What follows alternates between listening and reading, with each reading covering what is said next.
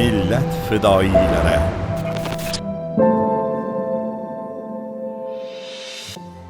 Katta leytenant Salimov Alisher Sattarovich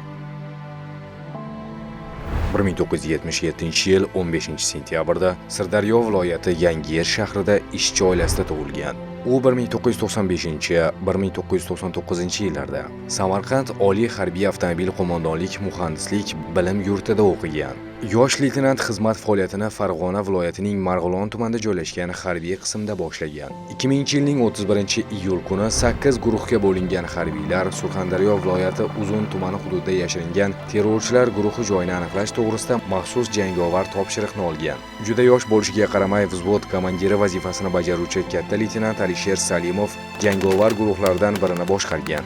Jang vaqtida dushman snayperning o'q tegishi oqibatida qahramonlarcha halok bo'lgan.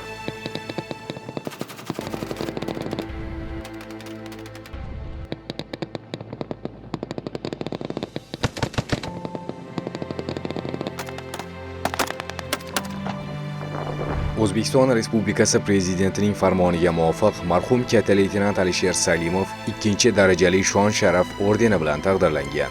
Sirdaryo viloyati Yangiyer shahridagi ko'chalardan biri Alisher Salimov nomi bilan atalmoqda. U o'qigan 4-sonli umumiy o'rta ta'lim maktabida Alisher Salimov xona muzeyi hamda sinfi tashkil etilgan.